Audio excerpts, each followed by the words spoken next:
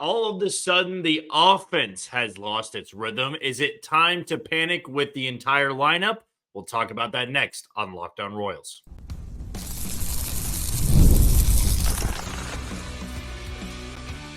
You are Locked On Royals, your daily Kansas City Royals podcast. Part of the Locked On Podcast Network, your team every day. You are tuned into Locked On Royals on the Locked On Podcast Network. As always, I'm your host, Jack Johnson, and you can follow me on Twitter or X at JohnnyJ_15. That's at JOHNYJ_15. Before we go any further with our segments today, talking about a split and doubleheader, want to make sure that you know where to find us, and that can be Spotify, Apple Podcast, Amazon Music, Google Podcast, we're on Odyssey, and we're on YouTube. Just be sure to hit that follow button and subscribe. If you are that first-time listener, of course, welcome.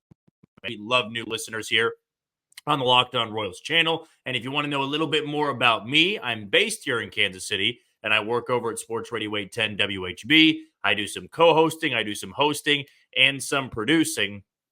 So I stay pretty busy in the sports world. However, when you come to this podcast, when you click on this link, you know that you are getting 30 straight minutes of Royals baseball. Now, today's show is brought to you by FanDuel. With baseball in full effect, we've got the NBA playoffs in full swing.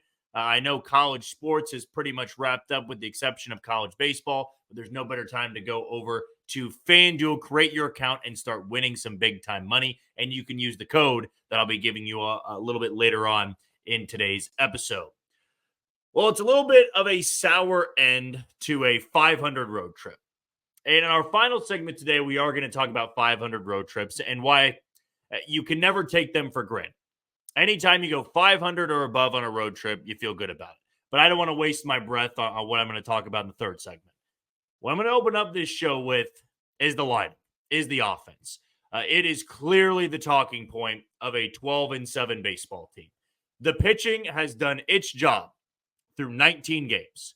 I have no complaints whatsoever about the pitching. I didn't have any complaints about Brady Singer today. I didn't have any complaints about Michael Wacha. Michael Wacha gave you a quality start. Brady Singer went 5 innings, gave up only 2 runs. Kept the team in the game. However, this offense on the road has looked very suspect. Michael Garcia still in the middle of his slump, though I'm not panicking just yet. 0 for 23 or whatever he is, or 0 for 22 is still a really bad stretch. All of a sudden, MJ Melendez is 0 for 21. You know, somebody that I put a lot of stock in to bounce back. But he didn't have a single hit on the road trip. You go back to that series finale against Houston, that was the last time a lot of guys got hits.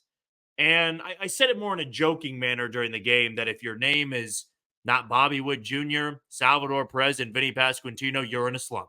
Now, I understand Nelson Velasquez is not hitting that poorly. Hunter Renfroe homered. There are guys in the lineup that are not doing as bad as some of the others. But there is something to look at with this team and be a little bit concerned.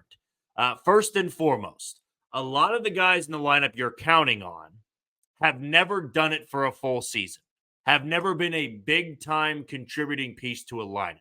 That is not to say they can't become one, but there's going to be the growing pains. And that's what maybe I expected a little bit more earlier in the season. You know, after that first series in Minnesota, it wouldn't have shocked me if we saw more shutouts. We saw this offense really start to scuffle at the plate and press at the plate. But the only guy that was struggling in the first couple games of the season was Vinny Pasquantino. Now he's the guy who doesn't get out, but everybody else seems to be struggling. Him and Salvador Perez and Bobby Wood Jr., even though Bobby Wood Jr. is not hitting that well. He had 2 infield singles today, was hitting the ball hard in game 1, but overall, you're not seeing the same type of Bobby Wood Jr. that you saw on the homestand when they went 7-0. Now, here is also the relaxing and the calming part of this. Everybody goes through stretches like this, right? Good teams can go through stretches where the offense just appears to be lost. My positive takeaway is that with your leadoff hitter going over the entire road trip, your 5-hole hitter going over the entire road trip, some of your guys toward the bottom of the order not hitting that well, you still found a way to go 500. I know that I have taken this optimistic approach with the team, but if this was last year's squad, I don't think they win more than one game. And I'd probably say they would just win Saturday. Oh, there was a chance that the Royals lost this series against Chicago today. If it wasn't for Salvador Perez, who we're going to talk about in segment number 2, the Royals are maybe looking at a doubleheader sweep on the wrong end of it. But this offense is going to have to take this off day seriously, get recouped, if you will, be able to get the mind right, because if they play remotely close to the way they did in Chicago, Baltimore is going to sweep them. That is just a matter of fact. I was about to say a matter of fact, in my opinion, which would make no sense. That's a matter of fact. If the Royals offense can't put up more than 2 runs against Baltimore, Baltimore is going to sweep them in Kansas City. And I know that I've sort of put expectation on every single one of these series, what you expect. And I think after the Astros series, I might have said 12-7. I think if you have a 500 road trip, you feel good about it, right? And that's exactly what they did. It's just always sour to lose the series finale, right? It's sour to lose game 2 of the doubleheader. Like I've always said with doubleheaders, I'd much rather win game 2 because you get to end the day with a win. Now the Royals have to take this loss, get on a plane, have an off day. They won't play until Friday. And what I hope to be a very cool and fun series, a packed house for all 3 games. I'm going to be out there Saturday, might be out there Sunday as well to catch the Royals and Orioles. But it is amazing how one game against a really bad baseball team can take the wind out of the sails. You've heard me say that time and time again on this podcast. But if the Royals would have won game 2 and they would have swept Chicago, they would have been 7-0 in the first 7 meetings. It's like, man, I'm buying tickets now for Friday. I'm buying tickets for Saturday. Now it's like, I'm concerned about the offense. The offense isn't hitting that well. They're going to get diced up by Baltimore. The good thing for the Royals, they're seeing the exact same 3 pitchers they saw at Camden Yards. They're going to see Dean Kramer on Friday, Corbin Burns on Saturday, and they're going to see Cole Irvin on Sunday. So they've got a book on them. And that's what I thought contributed to the struggles in game 1 and game 2 of this series. Nick Nastrini and Jonathan Cannon had no book. You only could look at minor league film to kind of adjust to how you wanted to, I guess, look in your at-bat, how you wanted to progress through that at-bat. You only had minor league film to go off of. But it's not an excuse because they also had no film on Nick Arrighetti, and they tagged him for 7 runs in 1 inning. I just think it's a little bit of a cold spell right now. I think that the hitting is hard to come by. And at times they're relying on the long ball. They only relied on the long ball in that series against Chicago. And the pitching staff, though they did their job, they only gave up 3 runs over, that would have been 17 innings. They did their job. The bullpen did their job. The bullpen was flawless against Chicago. But the White Sox are a terrible team. So you take it with a grain of salt of just how good the pitching staff was. But you do kind of sit back and get frustrated when you see a 2-1 loss against such a bad team, right? If it was 2-1 against Baltimore, that's just a competitive, tough loss. 2-1 against Minnesota on opening day going into the 9th inning, I wouldn't have been disappointed. They lost, I think, 4-1 in that game, and they lost 5 or 6-1 in game 2. They've had close losses before, but I could stomach them because they were good baseball teams. The White Sox are going to break records for how bad they are.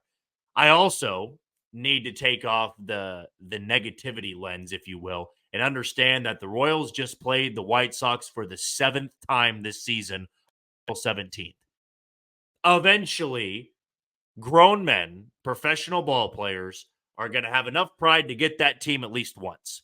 I'm not trying to make tons of excuses, but 6-1 is still 6-1. They have beaten up on the White Sox, and they won't see them again until July. It'll be a long time, 3 months, until the Royals see the White Sox again. Who knows what the records look like at that point in time. But 12-7 is still a good mark. It's going to get really tough really quickly, right? I said in yesterday's episode, the prediction I made at the beginning of the year was 14-18 through the first 32 games. They need 2 more wins to get to 14. They are going to see Baltimore. They are going to see Toronto. They are going to see Texas. They are going to see Milwaukee. They're going to see Toronto actually twice, I believe, before April closes out. then they'll be done with the Blue Jays until if they meet them again in the postseason. Of course, that'd be the only other time the door would be open.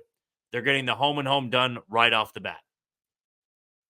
I think this year has been so fun because it's a game-by-game basis, right?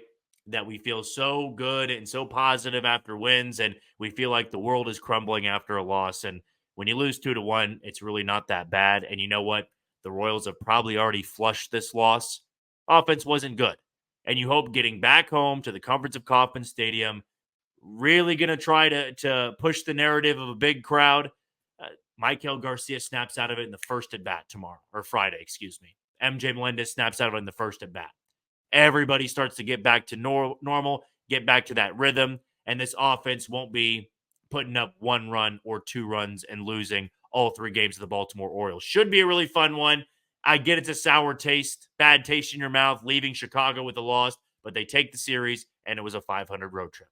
Okay, we're going to take our first break of the show. When we come back, Salvador Perez was the hero in Game 1, and it appears that he is just fine, no injury limitations, and he has not missed a beat. We'll talk about him next on Locked On Royals. You are tuned into Locked On Royals on the Locked On Podcast Network. I'm your host, Jack Johnson, and you can follow me on Twitter or X at JohnnyJ_15. That's at JOHNYJ_15. Before we go any further, want to give a shout out to one of the sponsors today in PrizePicks. Now, with PrizePicks, there's lots of fun going on. I told you about all the sports that are in spring training is, of course, over. The regular season's in full swing, but don't miss your chance to add your favorite players from the diamond in your PrizePicks entries. Whether it's strikeouts, RBIs, or first inning runs, take your pick of more or less and add them to your PrizePicks entries today.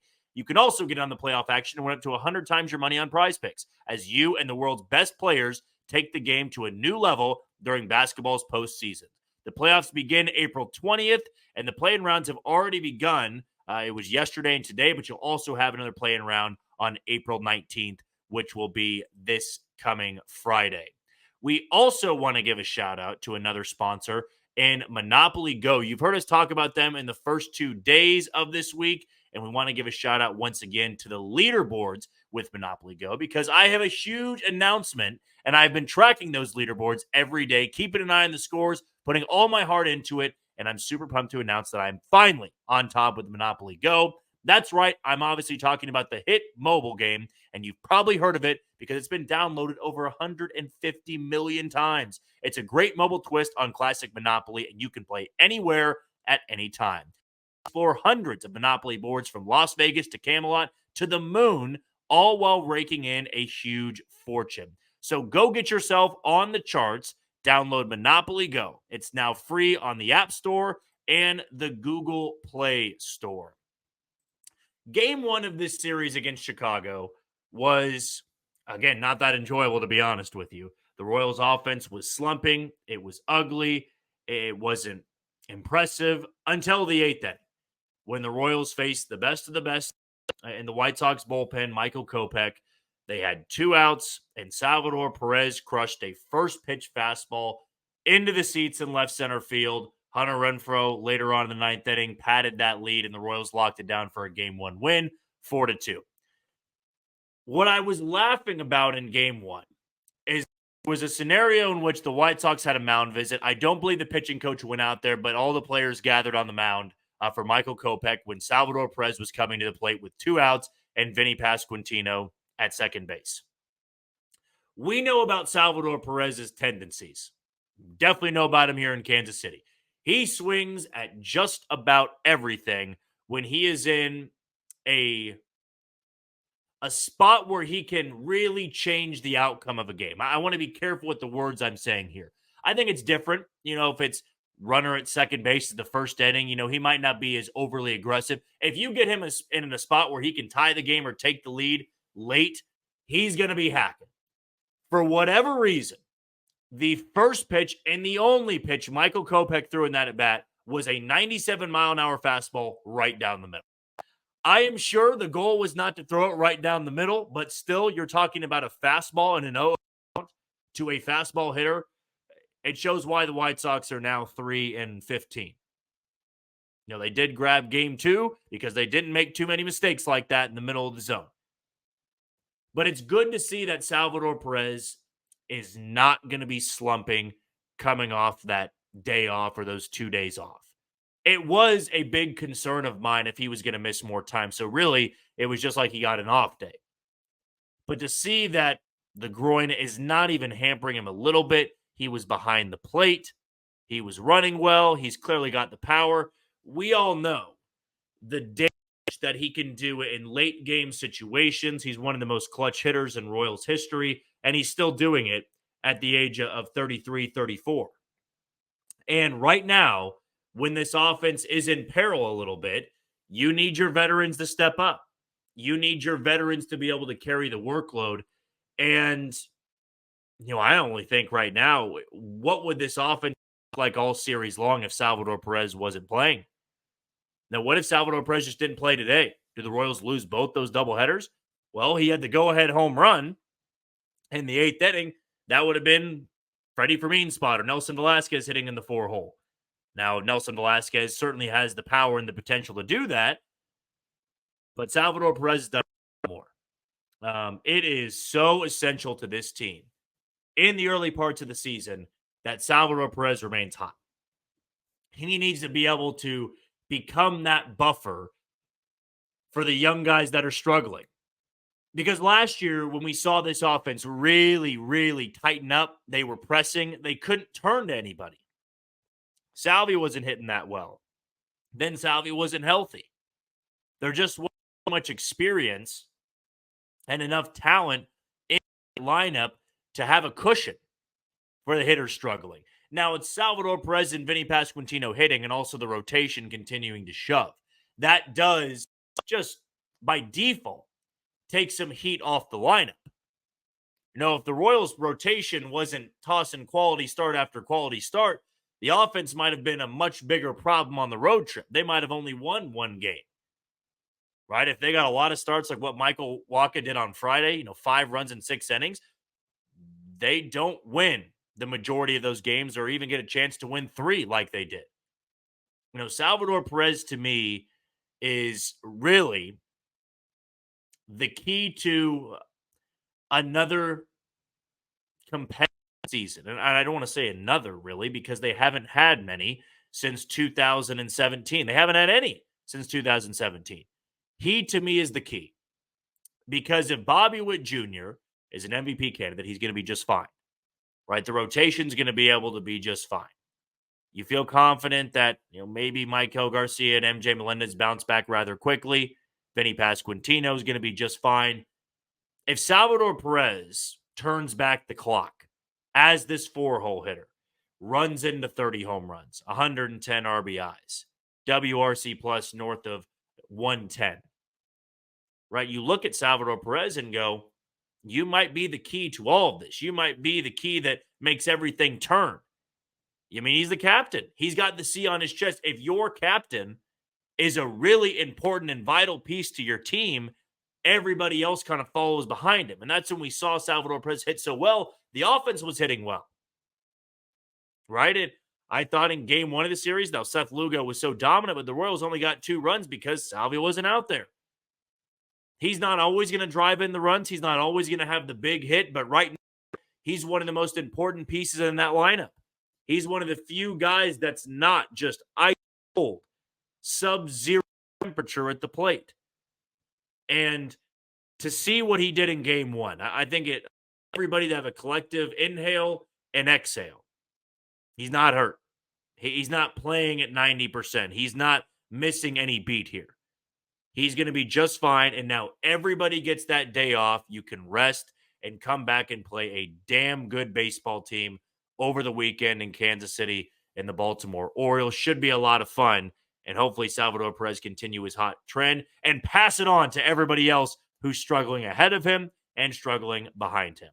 Okay, we're going to take our final break of the show. But before we do that, we want to tell you about the Locked On NFL Mock Draft. It's available now. Find the ultimate 6-episode series on Locked On NFL Draft to hear who the local Locked On experts are picking for every NFL franchise with live reactions from local college football experts and even the fantasy football angle. The Locked On NFL Mock Draft, available now on the Locked On NFL Draft on YouTube or wherever you get your podcast. To wrap up the show, we're going to talk about this 500 road trip. At the end of the day, you got to take 500 or above 500 road trips wherever you can take them and whoever you are playing against. We'll dive into that next on Locked On Royals. You are tuned into Locked On Royals on the Locked On Podcast Network. I'm your host, Jack Johnson, and you can follow me on Twitter or X at JohnnyJ_15. That's at JOHNYJ_15. Before we go any further, want to give a shout out to the final sponsor today in FanDuel. It's playoff time in the NBA and NHL. Baseball's in full swing, and FanDuel is your place to bet on every game.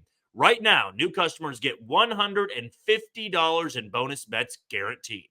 That's $150 win or lose. Bet on everything from slap shots to home runs to slam dunks, and all on the app that is safe and secure and easy to use. What are you waiting for? Visit FanDuel.com/lockedon and make your first bet an automatic win. FanDuel, America's #1 sportsbook. We go back to Friday when the Royals headed off to Queens to take on the New York Mets. It was not a good start to the road trip.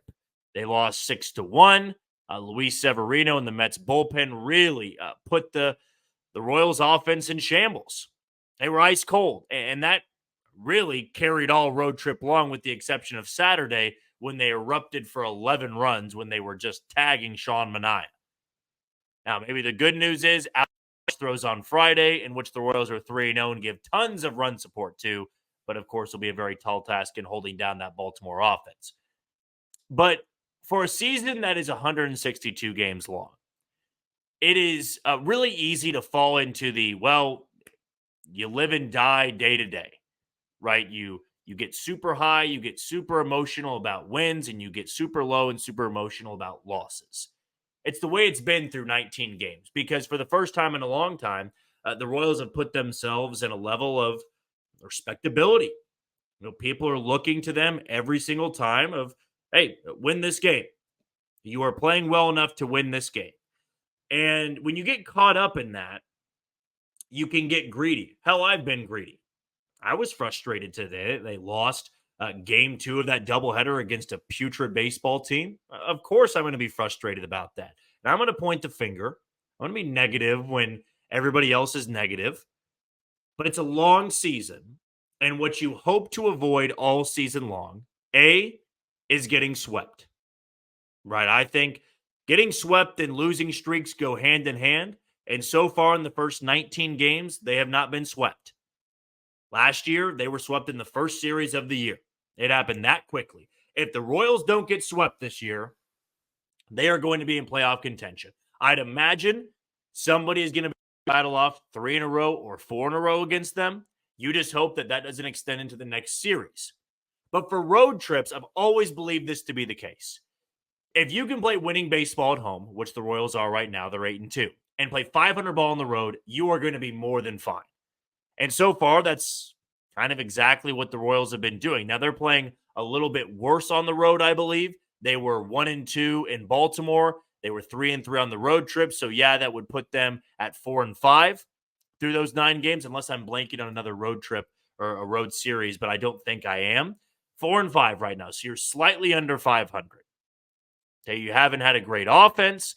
You've had a couple of average starts on the road.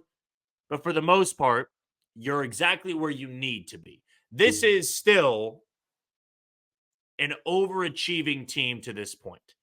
I think that everybody expected them at best to be around 519 games. You are 10-9, 9-10. You would have felt pretty good with that. Hell, I would have felt fine with 8-11.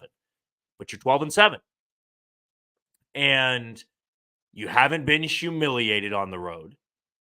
You really haven't had your butt kicked.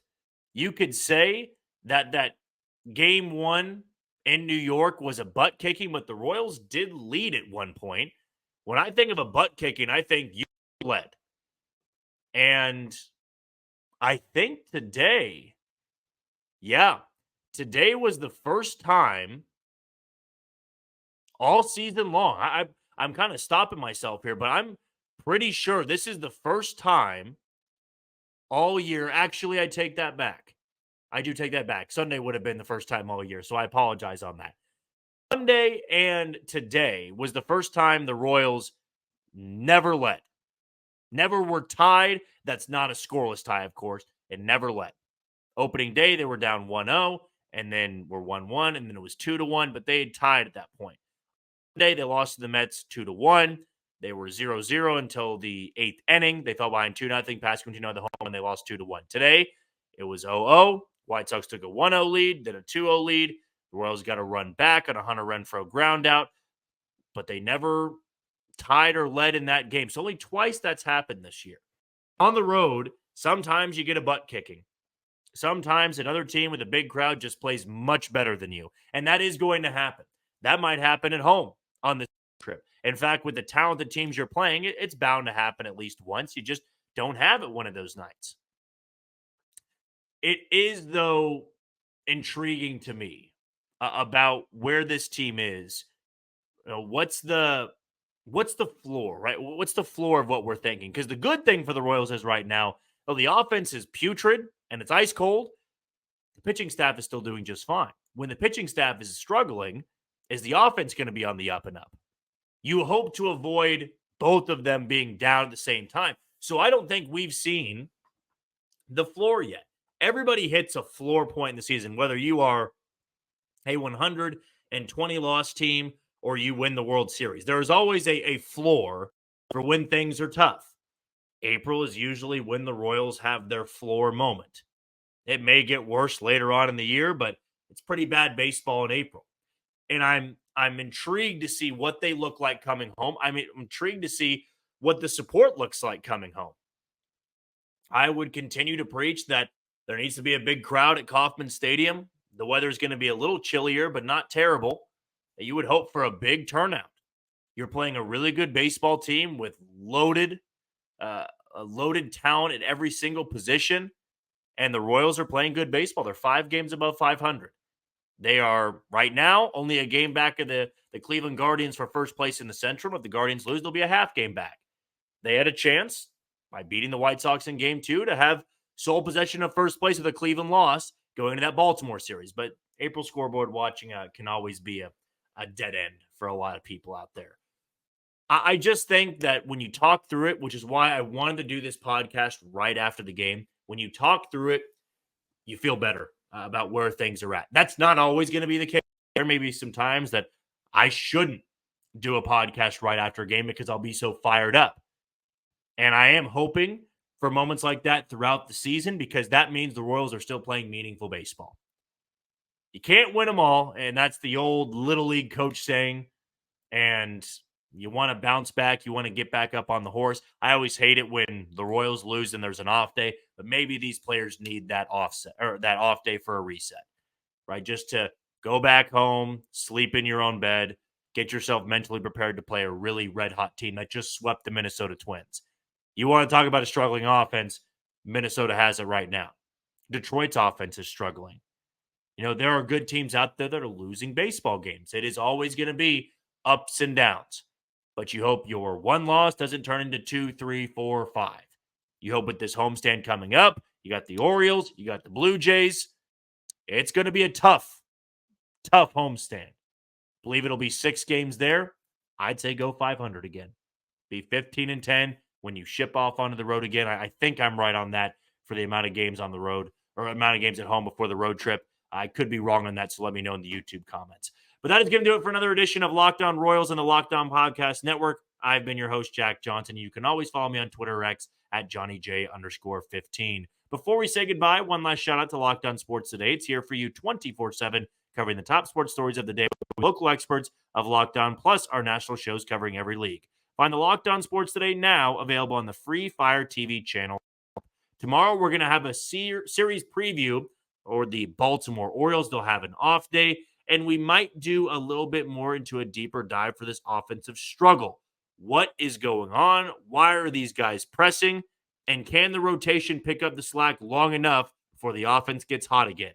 We'll dive into all of that tomorrow on another edition of Locked On Royals. But until then, you take it easy, Kansas City.